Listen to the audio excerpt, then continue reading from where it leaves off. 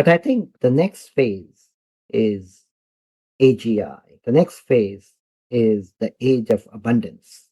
By the end of this decade, I don't think we would need to work. We would work only if we want to.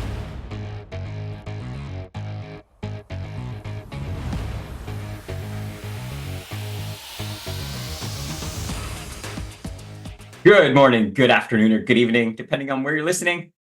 Welcome back to AI and the Future of Work, episode 298. I'm your host, Dan Turchin, CEO of PeopleRain, the AI platform for IT and HR employee service.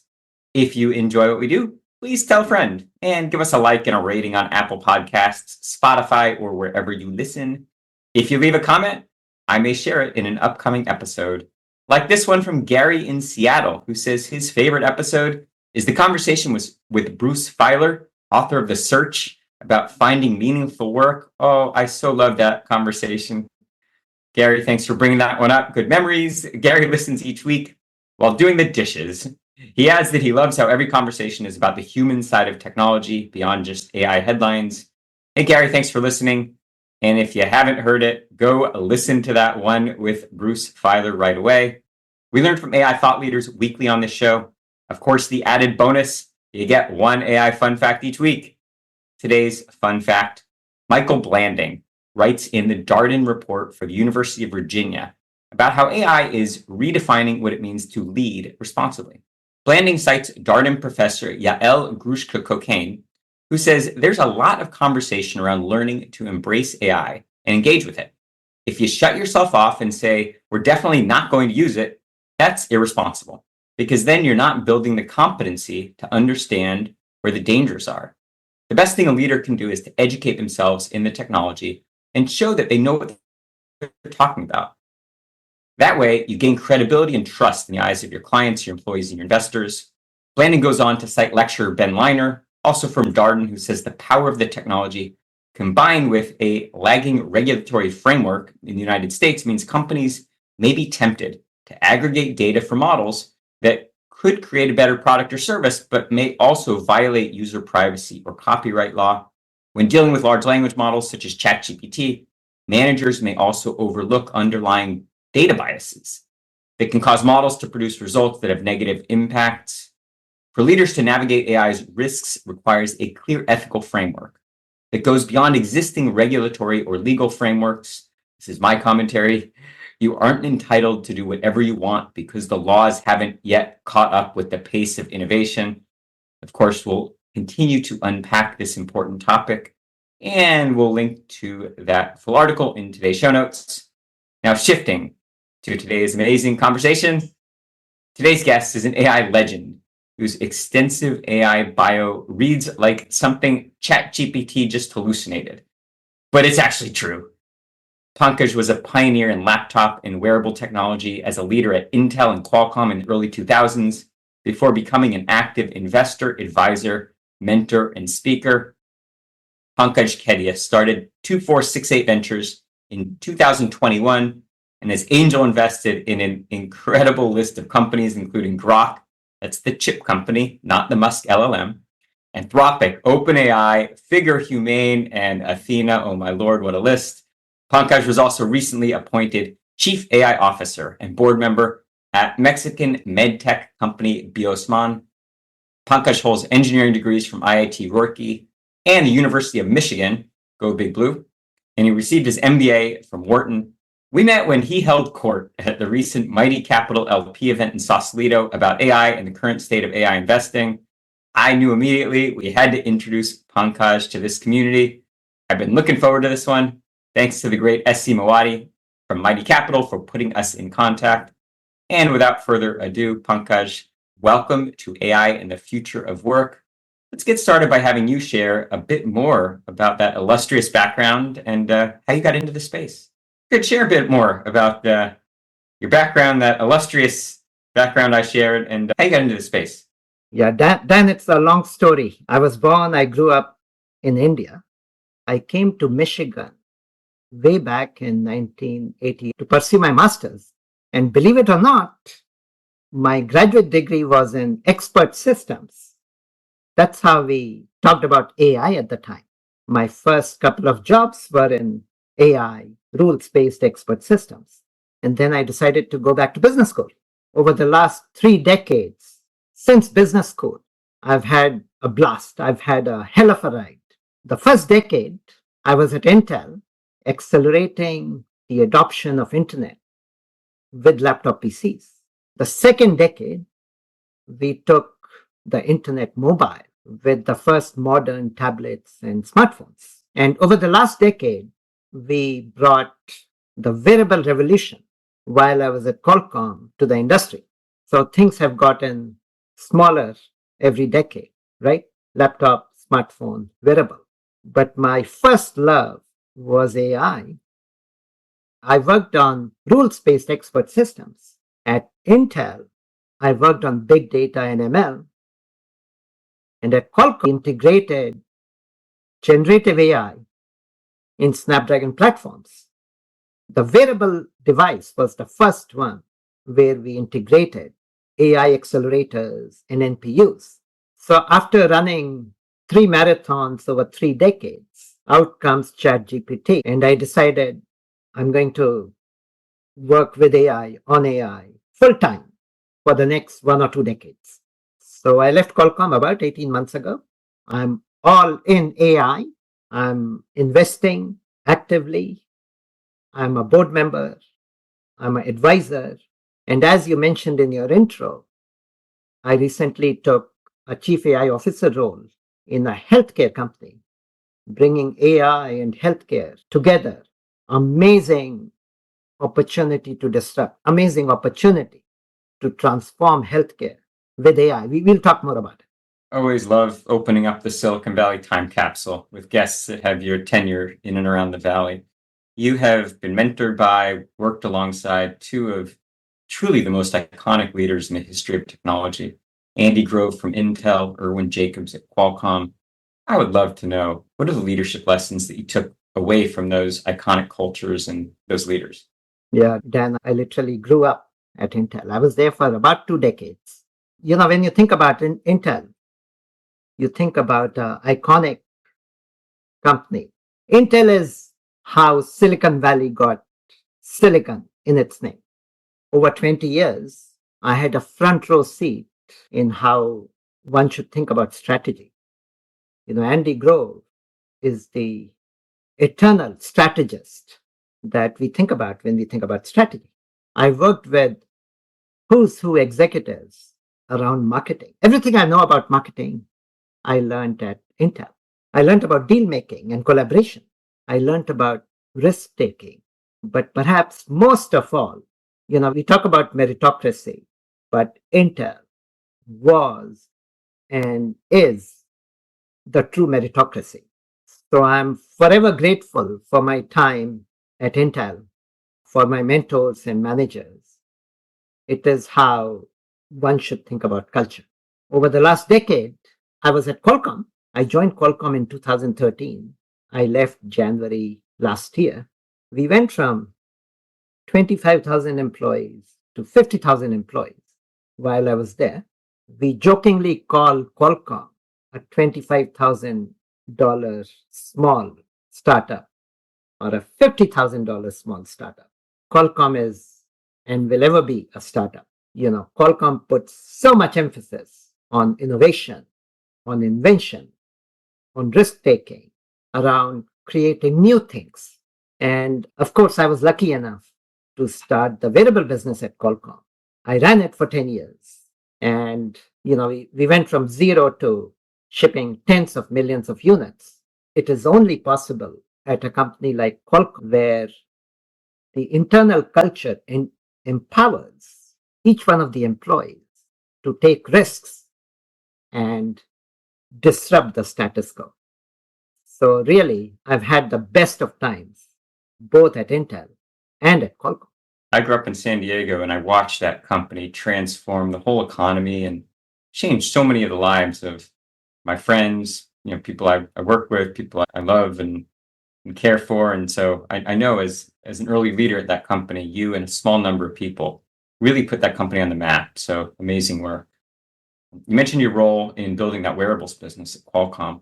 So becoming quite common in the parlance of AI and certainly in investment themes in Silicon Valley, but it wasn't always that way. What was it like to be a pioneer in wearables? And maybe just share a little bit about your kind of original thesis or even your vision for how wearable technology can augment humans. Yeah, Dan, I've been in the technology space for 3 decades. I intend to be in the space, forever. And the technology space has been driven by Moore's law. As you know, Moore's law is not a law of physics. It is not a law of biology or math. It is an outcome of human ingenuity. It is an outcome of creativity. And I've had the pleasure of working with laptops, with tablets, with smartphones, and with wearables. Moore's law has made this possible. Moore's law has made technology smaller in every generation, bring new use cases, bring new possibilities by delivering increasing amounts of compute while extending battery life. When you think about laptops, think about being able to work wherever you want. Before laptops, they were desktop PCs. Your audience may or may not remember, but when we had desktop PCs, we would go to a place. We would go to the den in the home. We would go to the desk at work. That's how you got the name desktop. With the laptop, you could work, you could play. Wherever you went, wherever you had your lap, you could access the internet, whether it is in a plane or in a train, at a Starbucks, or if you live in San Diego, on beach. So we unleashed the internet from a place, made it personal. The smartphone took it to the next level. Now you didn't even have to sit down. You could access the internet and everything that comes with the internet while moving around, while standing in a queue, while on a run, while on a bike, though I won't recommend it. But with Moore's law, technology has increasingly gotten smaller. And today, it is possible to carry technology not with you, but on you. It makes you smarter. It makes you fitter. It makes you healthier. It gives you access to all of the world's information based on what you're wearing. Today I'm wearing the Humane AI pen, and we are literally entering the prediction era. So when we started with wearables 10 years ago, it was about tracking your steps. Over the last 10 years, wearables started recommending.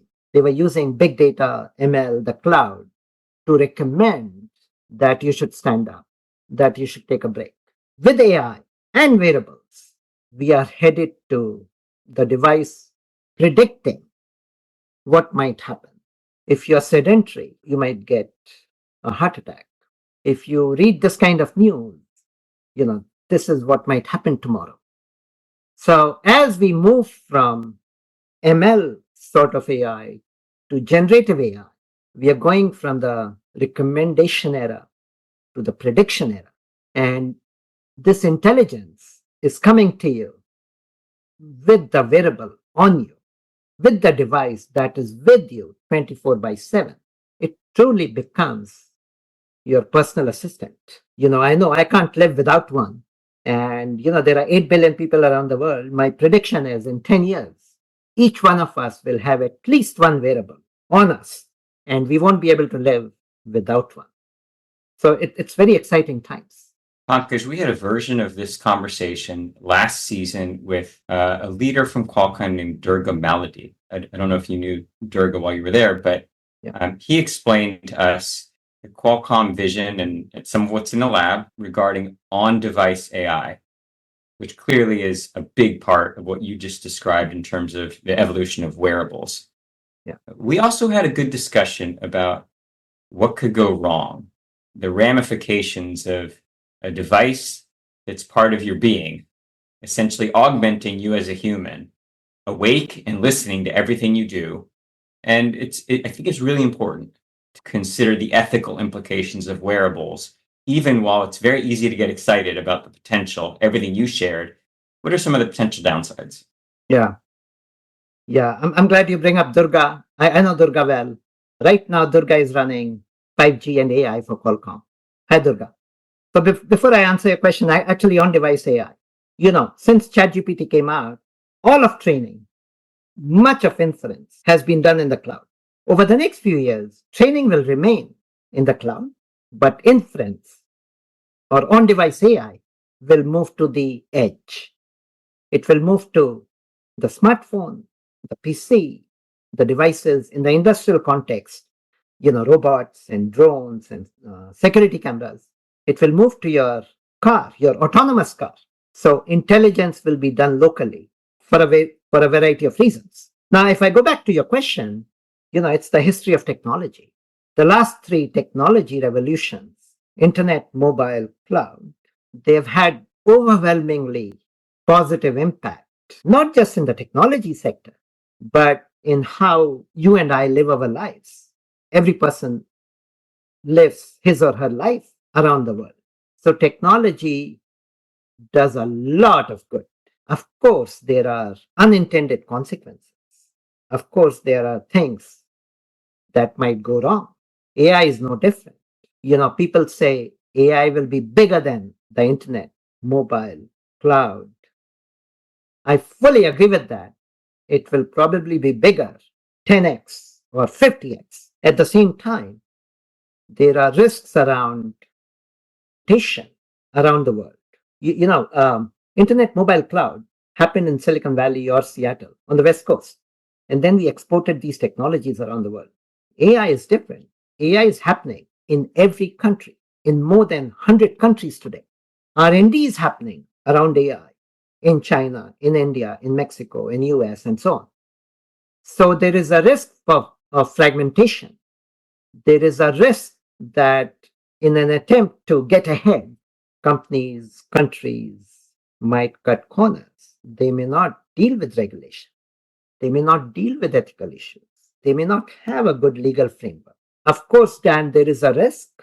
The good news is we are all talking about it. While AI has been around for 70 years, it has come to the forefront. It has come to the mainstream only over the last 18 months. And we are all talking about it. You and I are talking about it. People in DC are talking about it. People in different countries are talking about it. Different industries are talking about it. And that's the first step. So I'm very hopeful that the benefit is so much greater than cost. We will have positive outcomes and we'll figure out how to navigate around the not so good outcomes. You and I share that common perspective. We're both solidly in the AI optimist camp. Now, I mentioned some of the very impressive AI investments you've made.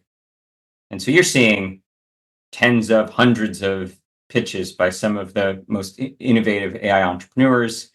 So I got to ask you, can you recall an example where you questioned an investment, a pitch, not because of what would happen if things went right, but maybe because the entrepreneur wasn't considering the implications of what might go wrong?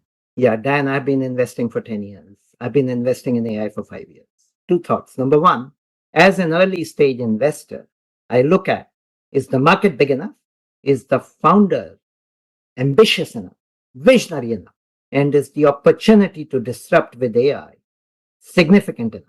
If the answer to those three questions is affirmative, I invest. If I focus on what could go wrong at that early stage, one would never invest. So many things can go wrong. The execution might go wrong. There might be legal, ethical, regulatory issues that may not be ready. People might run out of funding. The founder may not hire the right people. And we can go on and on. But I think in this business, there is a premium on asking the question, what if the founder is right? What if his or her vision comes alive? At the end of the day, the most you will lose is the amount you're investing, but you can gain many folds. More importantly, being part of something that would change the game is extremely exciting. And, that makes me working 24/7. So stay positive, dream about what is possible, and support the founders who don't take no for an answer, who would literally walk through walls to realize their vision, their dream. That's what I'm looking for. You're talking to a lot of AI entrepreneurs who are hanging on your every word.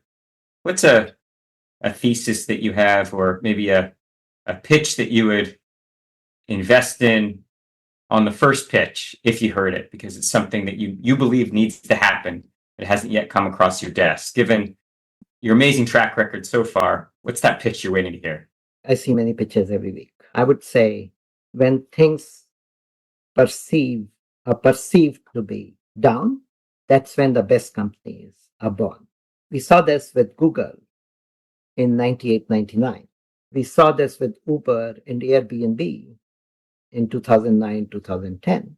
Last year, this year, the next couple of years is that moment in time. So this is the best time to invest.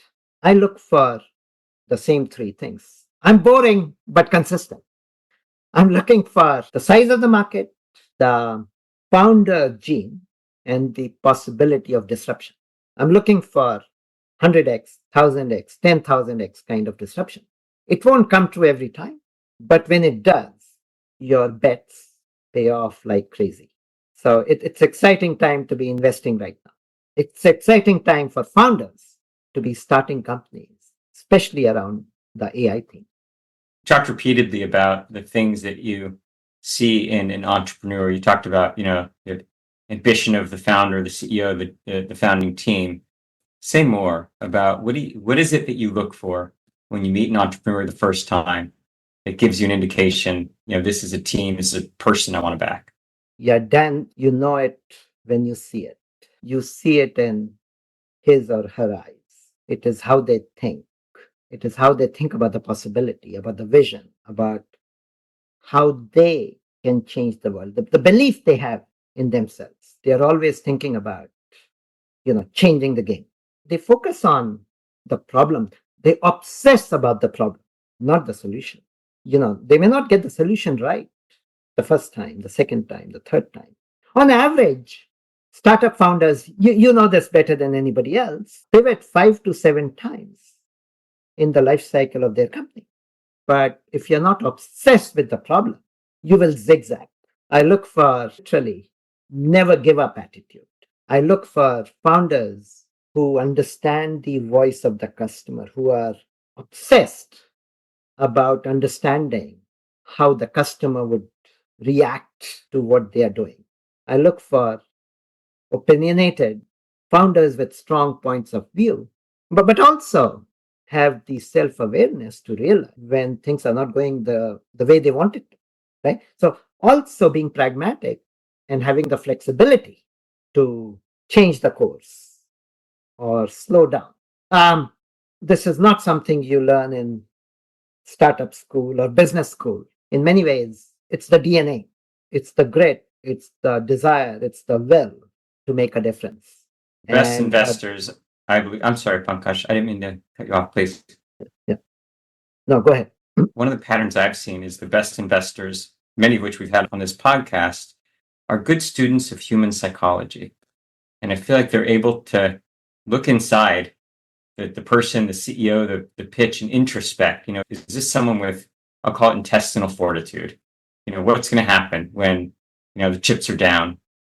It happens. The days you wake up as an entrepreneur and you feel like you're 2 inches tall. The next day you might feel like you're 10 feet tall. But what happens on the days when you feel like you're 2 inches tall and the world's conspiring against you? How do you see around that blind curve and realize that those are the kinds of entrepreneurs that I think as investors we want to find and cultivate and be a part of their journey? A great former guest on this podcast, guy named Ash Rust, who's managing director of a fund called Sterling Road, says he tries to separate the entrepreneurs from the wantrepreneurs. And I believe that's reflected in what you're saying as well, and certainly in the kinds of decisions that you've made to invest. It shows you have good understanding of human psychology.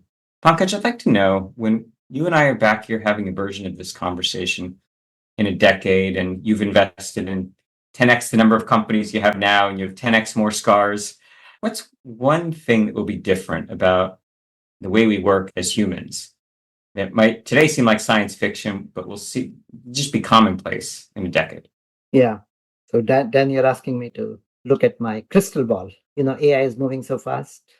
It's literally difficult to predict what will happen the next quarter or the next year. But I think the next phase is AGI. The next phase is the age of abundance.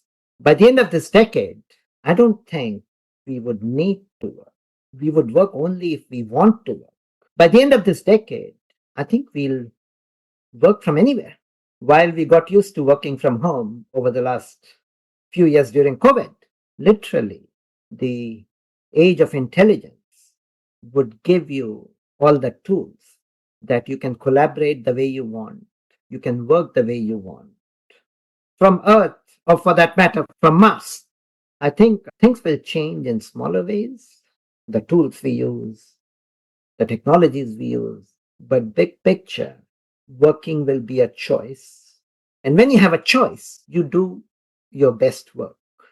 When you want to work, not when you need to work, then you bring your heart and soul and mind. And I think that will accelerate the possibilities with AI. Today, when we talk about AI, we primarily talk about productivity improvement. The use case exists. How do you make it faster, cheaper, better? And we are seeing some significant improvements in productivity. 30%, 50%, 70%. These numbers are not unheard of. Now, if you fast forward 5 years from now, if every person brings his or her own self, full self, then it will not be just about faster, cheaper, better. It will be about creating new use cases. It will be about finding the next drug. For all the resources and effort, we have not been able to cure cancer or diabetes or Alzheimer's. To be able to crack the nut there, we would need people to bring their full self. Or think about autonomous driving. Or think about how education might change. Education has not changed for the last umpteen years, decades. It's always a one to many. We'll make that possible. We'll change that.